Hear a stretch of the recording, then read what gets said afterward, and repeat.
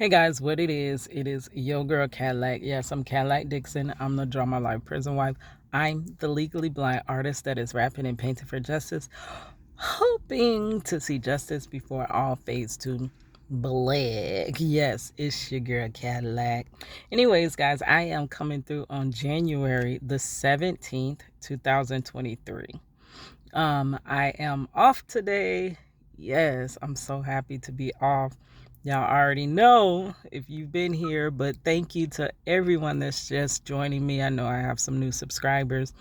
I tend to get most of my subscribers through my short content, so they don't really know what I do on my channel because, girl, I just be hanging out with my family and stuff.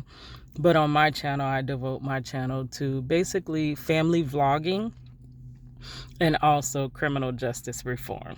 And then I'm an artist, so there's way too much going on this channel. So at the moment, I am separating my channel. I'm doing my legally blind art because I am a legally blind artist. That situations dealing with that and with my art, just specifically my art, is on a separate channel that I'm trying to build. Then I do have the biggest purpose of all the ventures I've done is to break my husband's wrongful conviction story, right? And I do know that a lot of people are not here for that battle. So I am in the process of moving that all to its separate channel. And then hopefully this channel will remain my vlogging channel so that I can separate things off into different boxes, because I guess people don't accept me as a whole. So, but there are some pieces of me. The pieces of me. Y'all remember Lettucey song, Pieces? These are the pieces of me. But people like me in pieces. They don't necessarily like the full package that is Cadillac Dixon. So I understand that. I just want to finally this year grow, right? Because I don't know, in life, like, okay, I'm gonna be 42 this year, right? I want to get somewhere and sat down. In my 40s, let me crack the little window a little bit because it's kind of hot. I'm out here to the park. Joel Osteen interrupted me, but I love Joel all day, every day on Sirius XM. But so I really want to get somewhere to like a stable point and then just sit down because I'm tired of I've worked myself crazy in the first. Girl, it's too much noise coming from that window. Okay, let me try to open that window. I think that might be better because this microphone likes to pick up every sound. What the heck kind of bug is that just dropped on my car? Okay, forget it all together. We're gonna leave the windows out. I'm up under this wooded tree here. See, and I think the bugs are coming off of it. And I don't want them to come inside. Anyway, so I feel as though I look back over my life from where the hardest part of my struggle started, which was basically, I'm going to say the hardest part in life was when my husband was taken. So that's when the real struggle began. We had struggles before, like, it was a lot of stuff, but it wasn't stuff that you struggled to the point where it was like you struggled, but you still had fun. You still had your life. Like, you still had joy in your life. So it wasn't so much of a struggle that it took that away from you. But age 20, when this happened, when my husband was wrongfully convicted and excessively sentenced in the state of Florida, that's when it feels like joy, happiness, all of that left my life. And then it became just this struggle, like massive struggle, to bring myself, not just myself, but my family up.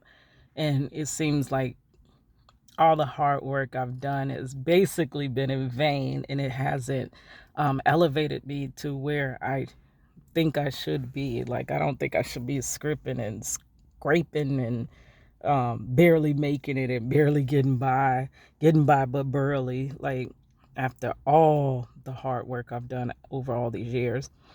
And like I said, the last time I had real joy, happiness, and stuff like that, yes, it was when my husband was taken, like right before my husband was taken. But it's not only because he was taken. Like, okay, it's not strictly the fact that my husband's gone. I can't go on. I don't know what to do. My life, no, baby, I can live without a man.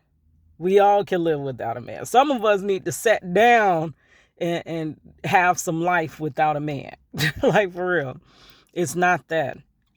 It's just by taking him, it spawned other um, parts of my life to lack, which he was there supporting it. Because he was taken, I had to become a single mother. Single motherhood is hard AF. So because of that, so that struggle is its own struggle, but it stems off of because he was taken, right? And because he was taken, I had to end up quitting college. Quitting college back then, I think had I finished college, I would have better job opportunities.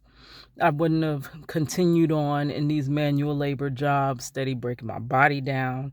I wouldn't have most likely been at that darn super center as long as I was, because I was only at the super center because I was a single mother and I didn't have the daycare no longer provided by her father. I had to work overnight. So that caused that situation.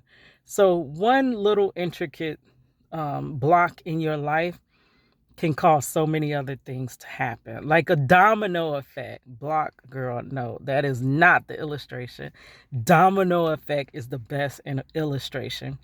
That one domino being my husband in our life, and us planning to be a family together. Once that domino was tipped over, it tipped over the domino of having to be a single mother. It tipped over the domino of having to quit college. It tipped over the domino of having to now work overnight. Working overnight tipped over the domino of now being always tired and depleted. That tipped over the domino of self-care, because now time out rules everything. And I'm still stuck in that mentality of time ruling my life, because as a single mother, you feel like you don't have enough time. You're not getting this done. You're not getting that done. You're giving all these tasks and you might get 1/3 of the task done. So time becomes so precious to you that you're always concerned about the time. That I'm still stuck in that mental state, which I need to break free of that, which I'll get to a little thing on that in just a few moments. But that became from having to do everything in one day. And one day I have to work, and one day I have to go to school. I have to do my I went to hair school and college, so I'm doing my homework, I'm doing my clients, or I'm pressing forward in this art career. Now Marcello being gone did tip over some good dominoes. To be honest, I never would have been an artist if his wrongful conviction hadn't happened. Which is crazy, but that's the truth. Art was just something I just did. I didn't even care. I don't know if I liked it, if I didn't like it. I just know I was good at it. And I used to draw as a little kid, and that got me a lot of attention. You know, I was bullied, and that was the only good attention that I got was from drawing. Or, back then, because I didn't know how to paint at that time. So I did it, but I don't know if it was my passion like that. I didn't know what to draw. I didn't know, like, a lot of times the best art has meaning behind it. It's just like a song that just goes dum dum dum dum dum dum. Oh, the beat good, girl. Oh, boom, boom, boom. I can back it up to it. And blah, blah. Okay, the song good, but it ain't touched my heart, girl. A song that touched my heart, that I love you. Oh, girl, I could feel that. And then all that, say that, Don't you know we love you, sweet Sadie? That's gonna take me back to my grandmama. Grandmama's hand. Yes, girl. And I can't sing, okay? But I love music. That's gonna touch my soul. So that's like how my art was. I was doing this superficial art. Oh, I'm drawing the famous rapper Snoop Dogg. I love Snoop Dogg. His little cute little baby hairs and such back then. I'm drawing him. I'm drawing the Brat. My favorite rappers. Okay, it's real good. It looked just like them. Or Brandy, that I wanna be down. Or Monica, my favorite.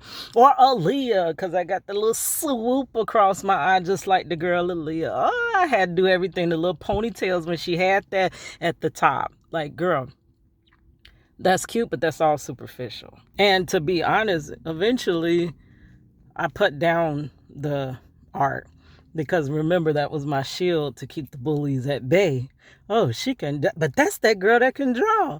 Yeah, but she still scoff at girl, but that's that girl that can draw. Can you draw me a picture? As long as I'm drawing you pictures, you ain't bullying me, right? So that's what my art became. And as I got out of that being bullied stage and my face had healed up, they call me Scarface because you could kind of still see it. I skinned across the concrete on my face, skinned up my, oh, that's the wrong hand. It's on this hand. I got some, I don't even know if you could see them now.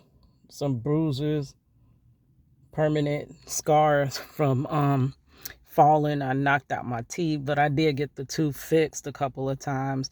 I scraped across my chest. So basically, I looked like a monster when I got up off that concrete.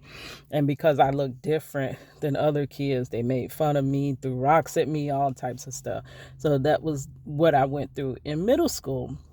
But as all those scars heal and people start to lose that bullying name, like my bully went to another school, nobody knew me as Scarface like that, and I was able to be myself now, I could put down that shield of art.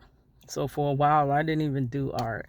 That wasn't no girl. I wasn't even into. I was into doing hair at that time. I had whole different passions at that time, like for real. And also, before Marcello went away, I'm gonna tell you, my mother said that she didn't like this about me. Like, she'd be like, "Oh, there's this scholarship. Why don't you try for it?" And I'd be like, why would they pick me? Why would I try for a scholarship? I'm sure out of all these kids doing scholarships, I'm only a C student. Why would I waste my time trying to do that? Like, that's how I literally, or even when I was a young adult at 18 looking for a job, my mom, oh, Keita, AT&T hired. You remember UPS is hired. I think she told me that too. But I had the little job at FedEx ground. But she'd be like, AT&T is hired. Why don't you come in and try to, oh, but Mom, you know, I can't type like that. I don't have the skills for that. They wouldn't pick me. They never did pick me, to be honest. But that was my mentality. Like, why try? Because out of all the people in this world, I would not be the one selected. That was my mentality. Which now I'm kind of like, girl, I'm torn because I'm like, maybe that was the best mentality because now I'm one that shoots for the stars but never make it. I would be a lot less tired if I was still that person and never tried like before. So when Marcello did leave, it got to this point where, well, y'all already know how I started Project Reach the World, because when he first left, we tried to fight his case through legal means. I was the only one supporting him, not a family member of his or mine, which you would think the family would come together, but that's not what happened in this situation. It was like, it felt like they snatched him from the family and the family was like a loose grip. Like, okay, he's gone. That's what it felt like. But I was holding on like, no, you know, you're not finna just take him like that. So I basically had to do this battle alone by myself. So I quickly ran out of money because I didn't have no money. I was working at Winn-Dixie, $5.15 an hour, girl. But even though I don't have money, I have a fast thinking brain. And girl, I will figure out something. It don't matter what problem it is, that brain gonna give you A, B, C, D, all the different routes you can try. Now, I usually always figure something out, but that's because I don't know. I'm just quick to find a different way. Oh, that didn't work. Let's find this way. Let's find this way. Blah, blah, blah, blah. Like my hands go out. Let's figure out how to do this without my hands.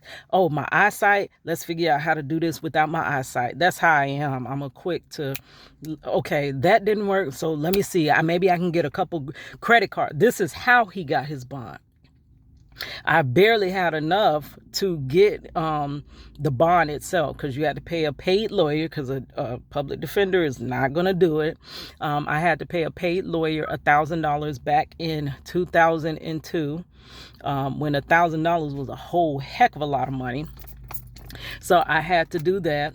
And then I had to actually pay the bond. So I paid to get the bond, but didn't have enough money to pay the bond, because that was another $1,000. His bond back then was $10,000. You have to pay at least 10% and put up collateral. God blessed us to where we didn't need the collateral. I think I do have a story time about that. I can link in the description box, because for Marcello, you would have had to put up a house or a couple of very expensive cars at the time, and pay the $1,000 for him to be on house arrest. Okay, so I was like, well, let's get some credit cards. Let's go to filing for credit cards. And I consolidated that ish. He scanned my credit card, but grace of God, again, they never charged it. So he was set out on bond. But I figured that out, because that's me. That's how I am. I'm a very resilient. I can't say the word, girl. How I'm talking about I'm resilient. That word, whatever. That word, that's me. I literally got that bounce back. And that's not to be bold or boastful. I am a person that you could knock down 50 trillion times and I'm gonna figure out how to put that one finger up. But possibly if I tried this now. And if y'all roll with me anytime on YouTube, y'all know I'm like that. So basically, I don't give up at all. But when it came down to it, that I had to get him free, I went back to something formulated out of everything I was doing in 2005. I met Life Jennings. I was selected for a contest to eat lunch with Life. Before I won the contest, I actually dreamed it. Like I told you, a lot of times I don't dream. So when I dream, my dreams are like almost prophetic. Of what's happening to me now or will happen. And before I met Life Jennings, I promise you, I dreamed I was going to meet him, and I literally met him. And I gave him some art. I gave him, I read a poem to him, and the same thing happened in the dream, but except for in the dream, it ended to us writing songs together. And that, leading to a career, to resources, and to my husband being free. When in reality, it didn't lead that way. It led to me giving him artwork. It led to me getting to recite my 1020 life poem to him. I can link that in the description box as well. It led to that, but it didn't lead to anything that materialized funds to be able to free my husband or resources. It didn't take any effect like that. So me never, ever giving up. I was like, well, maybe, dreams aren't always straight. Maybe it's not Life Jennings. It could be somebody else. So that's when I started something called Project Reach the World, getting my artwork to every famous person that seemed like they came to Orlando. And just knowing I would come across that one person that did care about this case and that did have the resources that could take this case to its next level. That too never happened, though I have met some very relevant people, from Al Sharpton, Tom Joyner,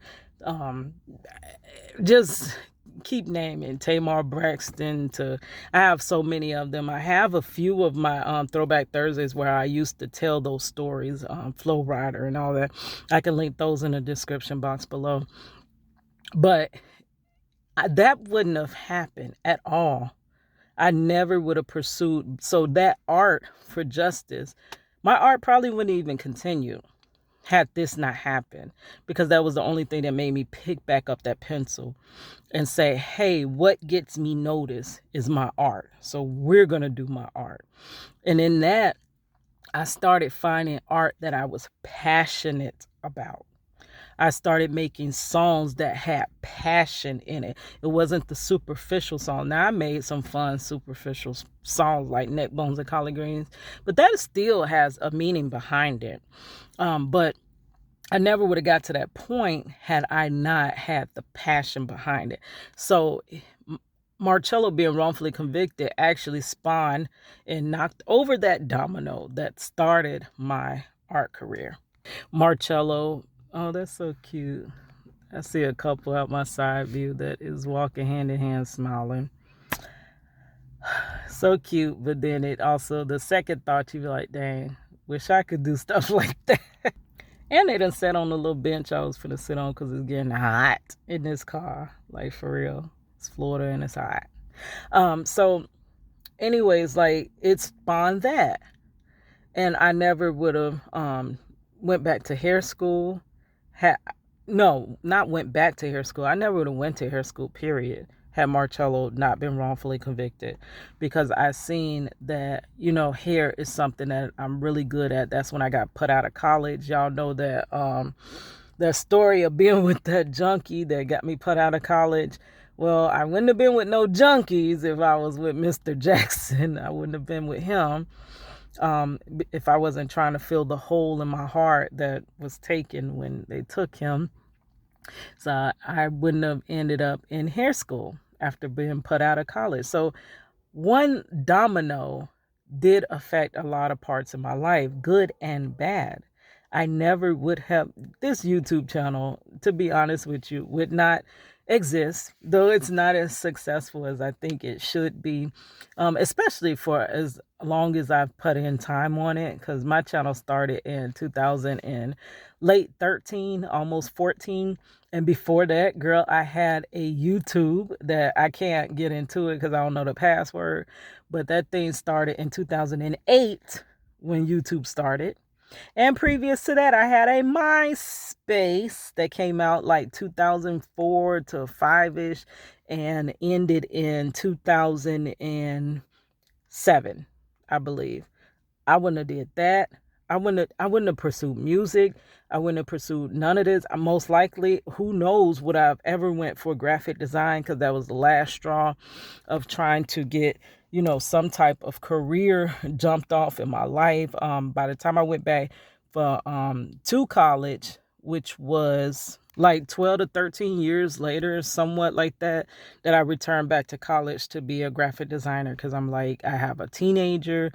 I'm still working check to check. I don't have no money. I'm struggling. My husband's still in prison. I don't have no money for that.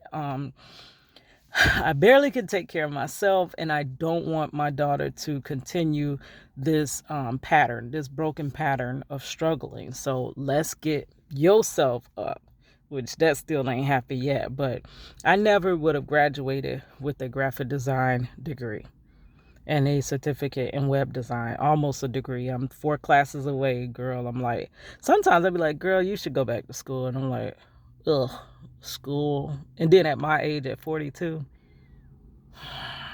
4 classes though. We'll see. I don't know. We'll see. But I'm like, I wouldn't have done none of that had this one domino not happened, Marcello not being wrongfully arrested and convicted. And then also, had he not been wrongfully arrested or convicted, we don't know. So as humans, we don't know. Possibly that could have saved his life. We don't know. We don't know. He does have, I think it's 3 cousins that are not here any longer. So did prison preserve him? Did prison have some ultimate means for him? I don't know. But I'm just saying how one domino affects the other.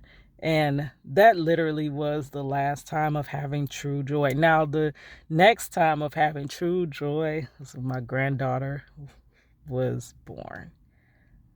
Girl, and I got to see her born, like see her birth. That's crazy. That's crazy. All right, guys, here's your girl Cadillac.